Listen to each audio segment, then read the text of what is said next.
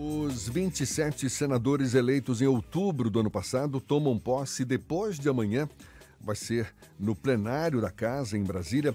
Entre os empossados, 5 foram reeleitos e 4 ocupam cargos de ministros do presidente Lula. Uma das tarefas que os novos e antigos senadores terão pela frente é analisar a lista de vetos presidenciais que aguardam votação no Congresso, incluindo o veto a mudanças na lei dos crimes contra o Estado Democrático de Direito. É um dos destaques em razão dos ataques golpistas de 8 de janeiro. Dos 24 vetos em tramitação, pelo menos até a última quinta-feira, 8 estão trancando a pauta, impedindo a votação de outras propostas. Sobre esse cenário e outros assuntos também relativos ao Congresso Nacional, a gente conversa agora com o senador da República pelo PSD da Bahia, Otto Alencar. Mais uma vez conosco no Issa Bahia. Seja bem-vindo. Bom dia, senador. Bom dia, Jefferson. Bom dia, Ernesto. Bom dia a todos que estão nos assistindo. Eu quero agradecer a oportunidade e me colocar à sua inteira disposição a respeito dos temas que serão tratados. Aliás, já estão sendo tratados aqui no Senado Federal, sobretudo a eleição será no dia 1º, a posse e eleição no dia 1º do presidente da Casa e outras matérias que logo depois começaram a ser apreciadas, inclusive os vetos que você citou aí, que tranca a pauta do Congresso Nacional. Já que o senhor tocou nesse assunto, tem a eleição da presidência do Senado, que me parece estar polarizada. Rodrigo Pacheco não está ainda numa situação muito confortável. Tem um opositor bolsonarista, Rogério Marinho, não é verdade? Que desponta como um nome promissor. Na sua avaliação, senador, qual é a sua aposta? Olha, aposto no Rodrigo Pacheco, não tenho a menor dúvida. Ele tem, na minha opinião, votos suficientes para a sua reeleição. Ele foi um presidente que atuou muito bem nos momentos de crise.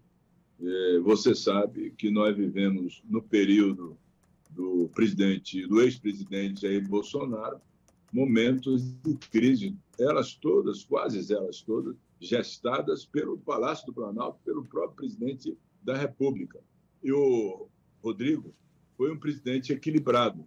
Ele pautou as matérias todas importantes, de interesse do povo brasileiro, e também encaminhadas pelo presidente da República, medidas provisórias, mas teve equilíbrio, bom senso, teve altivez e não se submeteu, como desejava o presidente, a tomar decisões que poderiam estimular aquele estado de beligerância que o presidente colocou contra os poderes da República, sobretudo contra o poder judiciário. Bolsonaro agiu de forma muito dura, muito ácida contra a imprensa, várias oportunidades, também contra o poder judiciário, quando tinha decisões de lei que ele achava que contrariava a sua vontade. E o Rodrigo foi firme nesse sentido, defendendo a democracia, o Estado democrático de direito em várias oportunidades, se colocando pela lisura e pela garantia das urnas eletrônicas, até porque o próprio Bolsonaro disputou e venceu com as urnas eletrônicas e, de repente, ele tomou aquela decisão de querer levar suspeita a respeito dos resultados das eleições. Perdeu as eleições no segundo turno e depois teve aqui aqueles atos violentos e terroristas contra o Congresso, contra o Palácio do Planalto e contra o Supremo Tribunal Federal. Eu julgo que o Rodrigo Pacheco foi o presidente adequado, porque se tem aqui, no comando do Senado Federal, no Congresso Nacional, um presidente que fosse aliado do Bolsonaro e fizesse tudo o que ele desejava, se ajoelhasse frente a ele, nós teríamos uma situação bem adversa e talvez não tivéssemos ainda no regime democrático como estamos até agora. Agora, tem um movimento de senadores para tornar o voto público nessa escolha do próximo presidente da Casa, na próxima legislatura. O senadores do PL, por exemplo, já anunciaram que planejam tornar seus votos públicos exatamente para mostrar unidade entre a bancada. Outros senadores de outros partidos estariam sendo pressionados a abrir seus votos também com esse objetivo. É uma iniciativa que deve vingar na sua avaliação, senador? Olha, na minha opinião, estão fazendo uma coisa que já acontece aqui no Senado. Eu, por exemplo, declaro os meus votos abertamente. Nesse caso do Rodrigo, vou para a tribuna encaminhar como líder do PSD, líder do meu partido, favorável à sua reeleição.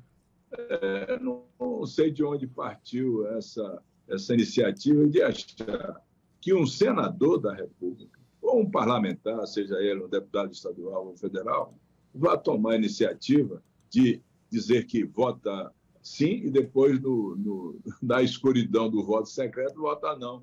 Acho que não é uma falta de personalidade até de quem toma essa iniciativa, duvidando dos seus pares. Eu vou encaminhar o voto favorável da tribuna do Senado Federal, como sempre fiz, eu não vou esconder o meu voto, absolutamente.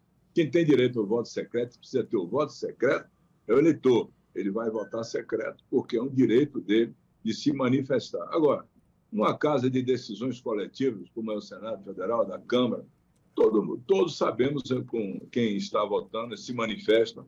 Eu não acho que isso será uma medida, mas se por acaso quiserem transformar o voto, que é secreto, em voto aberto, eu votarei a favor, até porque eu vou abrir o meu voto. Eu vou dizer como vou votar, com toda a clareza. Aliás, como sempre fiz aqui, em vários momentos que eu estou no Senado Federal, jamais deixei de esclarecer e colocar com transparência aquilo que eu penso a respeito dos diversos temas, inclusive na escolha de ministros do Supremo Tribunal ou do Superior Tribunal de Justiça ou de agências que passam aqui pelo Senado Federal. Bom dia, senador Ernesto aqui. Eu só queria primeiro avalizar isso que o senhor acabou de dizer. Suas posições são sempre ditas com absoluta clareza, inclusive em pontos que o senhor tem divergência, por exemplo, com aliados do PT, e o senhor deixa seu voto divergente com absoluta clareza. Mas, senador, uma curiosidade, eu estou vendo aqui pelo cenário aqui do fundo, o senhor está no gabinete agora, é isso? Aí no Senado? Estou no gabinete. Segunda-feira, 8 horas da manhã, senador no gabinete. Isso não é rotina. Normalmente os deputados e senadores estão chegando aí dia de terça-feira. Isso é por causa da eleição, senador? Ou é a sua rotina essa mesmo?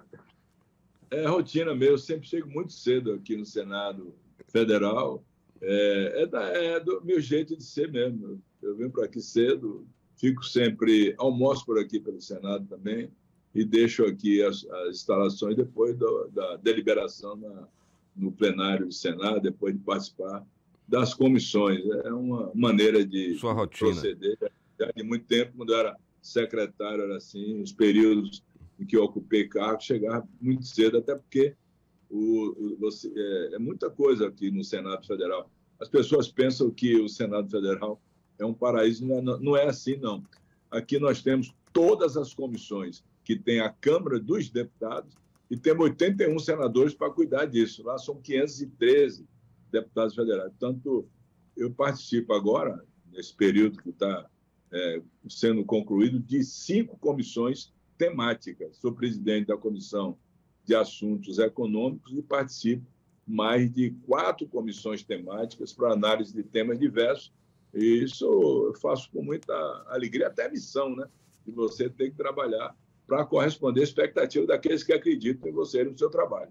Senador, e muito trabalho também para liderar a maior bancada do Senado. O seu partido teve uma performance muito boa na última eleição, sua reeleição aqui na Bahia, mas o PSD agora recebeu mais 3 senadores, né? E eu queria requentar aqui a pergunta do meu companheiro de bancada, do Jefferson aqui, sobre essa coisa da unidade das bancadas na hora de uma votação, que naturalmente gera divisões, até porque, por exemplo, um dos 3 senadores que agora se somam ao PSD, do qual o senhor é líder, é a senadora por São Paulo, Amara Gabrilli, que acaba de deixar o PSDB e saiu atirando no partido, chamando o PSDB de um nanico moral, né? E escolheu o seu partido. Mas ela foi candidata a vice da senadora Simone Tebet, hoje ministra do Planejamento do governo Lula. É uma pessoa que mantém uma postura muito crítica, né? Essa bancada que o senhor lidera agora com esses 3 novos companheiros de bancada, ela vota em bloco, o partido libera seus deputados para votação, ou o seu encaminhamento é do voto fechado da bancada em favor de Rodrigo Pacheco? Ernesto, a Mara é uma grande amiga, ela já é senadora e tem feito um bom trabalho, sobretudo nas teses que defende, nas teses sociais, de defesa das pessoas com deficiência. Tenho trabalhado bastante, eu converso sempre com ela, é um prazer recebê-la. O que aconteceu a nível do PSDB de São Paulo é que o ex-governador João Dória praticamente acabou com o partido, né? Você vê o hoje vice-presidente da República, Geraldo Alckmin, que foi governador 4 vezes do estado de São Paulo, deixou o partido. A maioria dos seus componentes deixaram. O Aloysio Nunes deixou o partido. Então, isso dificultou muito a permanência de quadros da estatura do conhecimento moral e da estatura e da Mara Gabrilli, que vai somar muito ao nosso partido. Nós estamos agora em torno de 15 senadores e senadoras. Temos a maior bancada feminina do Senado Federal, a Mara, a Elisiane Gama, a Daniela Ribeiro, a Zenaide Maia, do estado do Rio Grande do Norte, e temos a Margarete, do estado do Mato Grosso. Eu já liderei a bancada, inclusive, num momento muito difícil da minha vida, que foi no período da pandemia, nos anos de 2020, né? 19 e 2020. Foi uma coisa muito difícil. Hoje o líder é o Nelson Trade, do estado do Mato Grosso do Sul, e fui escolhido agora por unanimidade para continuar liderando. A bancada não foi uma decisão que eu tomei, foi uma escolha dos meus pares. Eu agradeço muito a todos eles que confiam no meu trabalho aqui no Senado Federal. E realmente, como você falou, liderar uma bancada de senadores é sempre muito uma missão que você tem que se dedicar muito, tem que ter desprendimento, tem que agir de forma correta, muito sincera, muito leal, para que todos possam lhe dar a condição de liderança, mas de solução, de resolução e de entrega, né, das matérias que vão ser analisadas, avaliadas, melhoradas e deliberadas no âmbito das comissões temáticas e também no plenário do Senado Federal. Espero que eu possa cumprir essa missão com a força do meu trabalho e também com a proteção divina, porque nada se faz sem a fé. Em Deus, eu sou um homem de muita fé, muita crença naquilo do que eu acredito, e eu espero que eu possa cumprir essa missão. Não vai ser tão fácil, mas eu vou cumprir e me dedicar de corpo e alma a essa missão. Senador, a imprensa e o meio político está debatendo muito a questão dos atentados, do que houve no dia 8 de janeiro, se a legislação que substituiu a antiga Lei de Segurança Nacional ela é suficiente para garantir que, se houver novas tentativas de derrubada do Estado Democrático de Direito, essas medidas previstas na legislação são suficientes.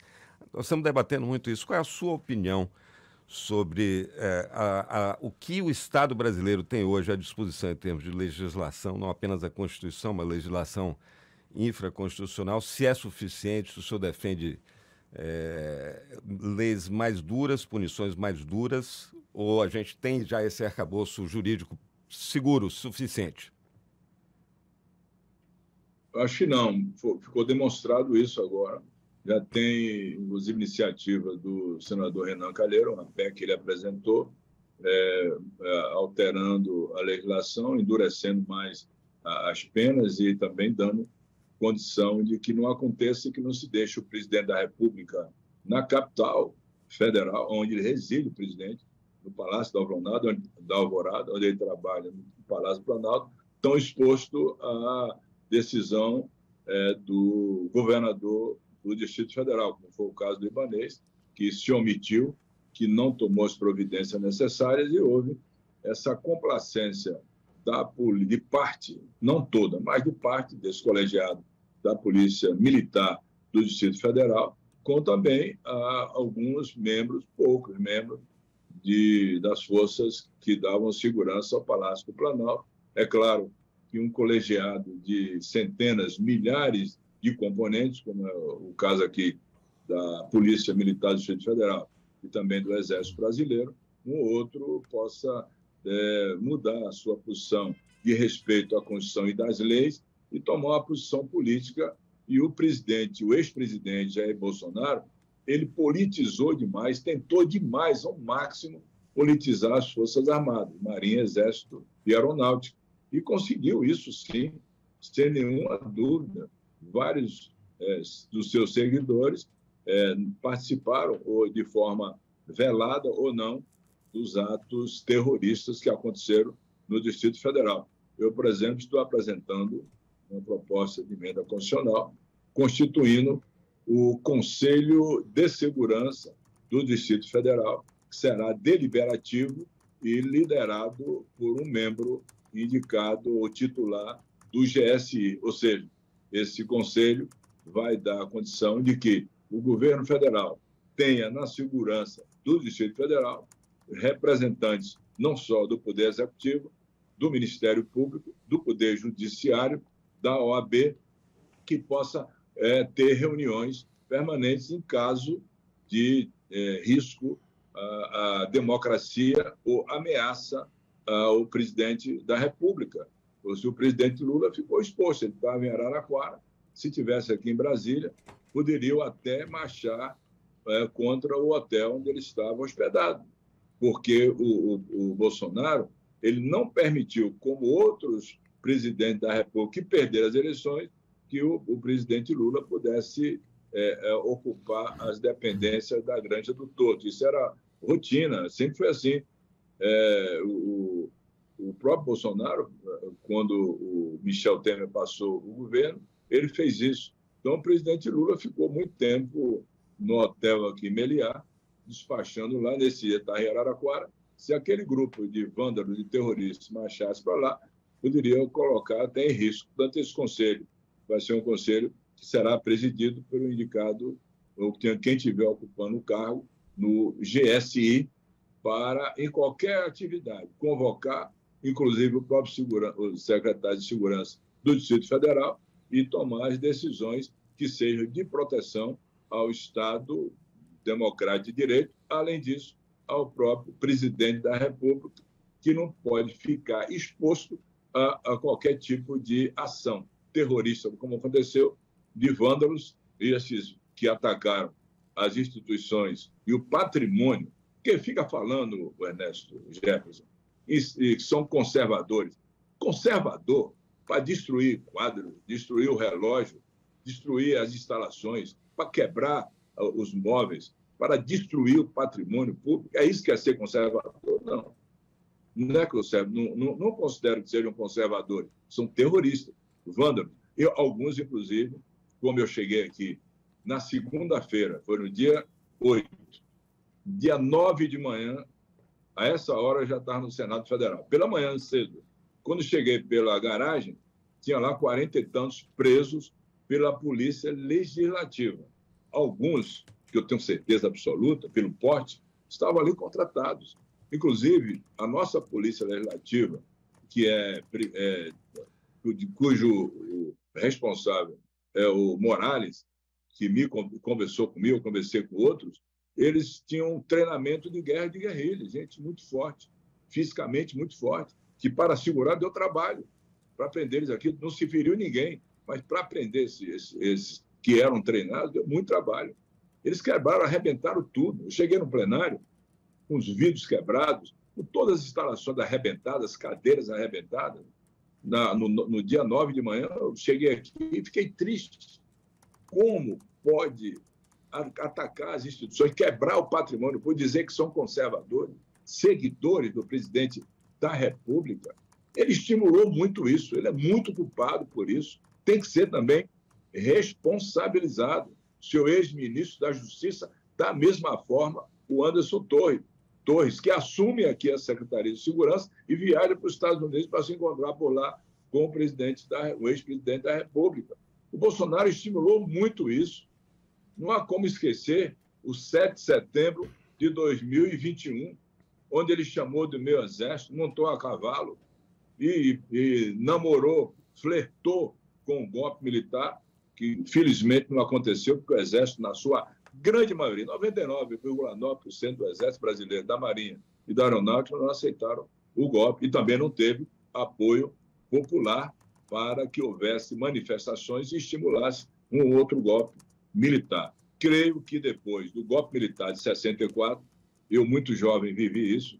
Eu tinha 16 anos, 17 anos, vivi isso, num colégio interno que foi invadido na época, o Colégio 2 de Julho, no Garcia. Eu acho que depois do golpe militar, o momento mais crítico, mais ácido, mais duro e mais perigoso para a jovem democracia brasileira, que teve a sua primeira eleição para presidente em 1989 com Fernando Collor, foi o momento mais grave depois do golpe militar de 64.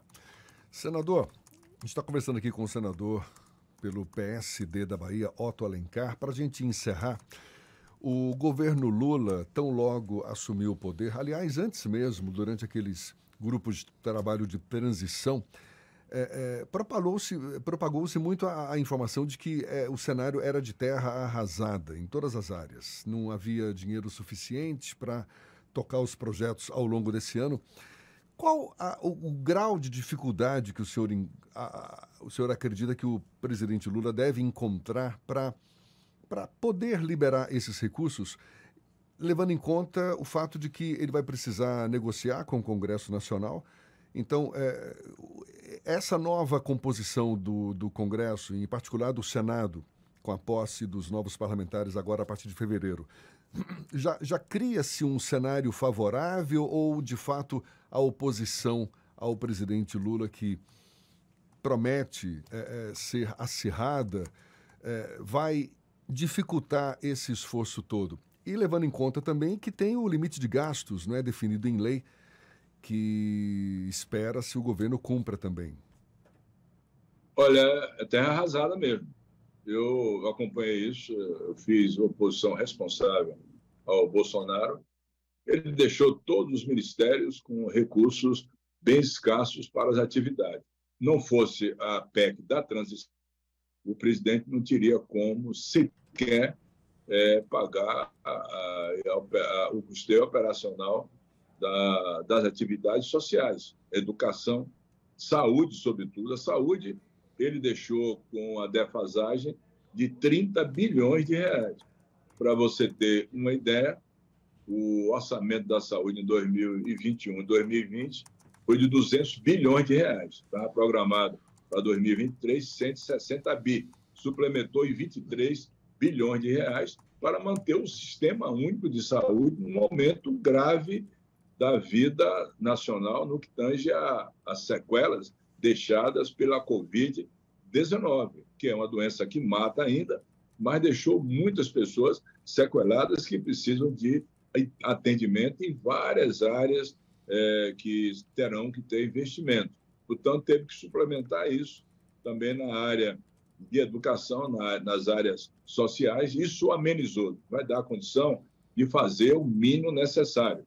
Mas, claro, que o presidente vai encaminhar, como já tem encaminhado várias medidas provisórias, que serão aqui analisadas. As medidas provisórias começam a ser analisadas na Câmara dos Deputados e depois vem para a Casa Revisora, que é o Senado Federal. E outras matérias de interesse do governo que serão também apreciadas. Eu acredito que tanto na Câmara como no Senado Federal, o presidente vai ter uma maioria que possa aprovar essas matérias.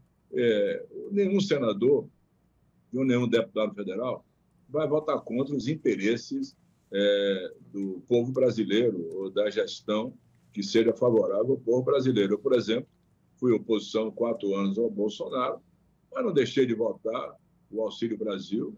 Trabalhamos, inclusive, para aumentar o Auxílio Brasil.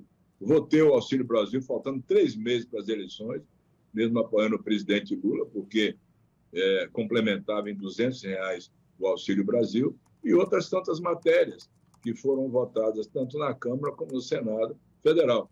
O governo, o Poder Executivo se enfraquece muito, Jefferson, quando ele não cuida bem da gestão administrativa. Eu tenho certeza absoluta que o presidente montou uma equipe e essa equipe vai dar resultado para reverter as dificuldades. Uma delas, que é muito grave, e você sabe que o Brasil é transportado ainda pelas rodovias, é a questão da infraestrutura. A infraestrutura está numa situação muito ruim. Estradas federais em todos os países com dificuldade e tem poucos recursos. Acho que o governo vai ter que acelerar todos esses casos de PPP, PPI, para resolver um problema de infraestrutura e de transporte de cargas no nosso país. Isso é importante. Esperamos que as coisas possam andar. O presidente Lula trabalha muito. Ele tem dado aqui o seu expediente normal, chamando os seus assessores, os seus ministros, para encontrar a saída. Não é fácil reverter. Acho que o momento dele agora, em 2023, será mais difícil do que em 2003, quando ele assumiu no lugar do Fernando Henrique Cardoso.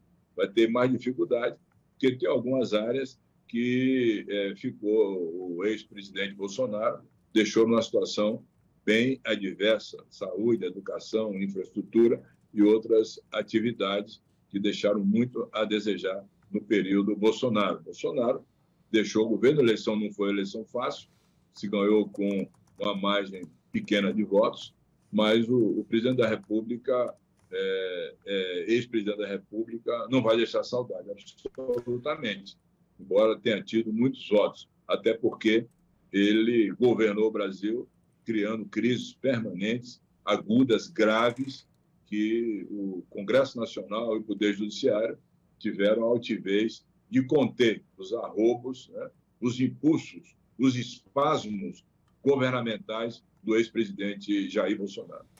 Senador Otto Alencar, do PSD, senador reeleito pelo PSD, muito obrigado pela sua disponibilidade, boa sorte em seu novo mandato e seja sempre bem-vindo aqui conosco. Bom dia e até uma próxima, então, senador. Eu que agradeço a você, Jefferson, Ernesto, a toda a equipe, me coloco inteiramente à sua disposição para qualquer outro momento ser acionado e falar com vocês. Muito obrigado, um abraço a todo o povo baiano e a minha gratidão permanente pela reeleição vitoriosa que eu tive no dia 2 de outubro. Muito obrigado. Um abraço também. Agora, 8h46 na Tarde FM.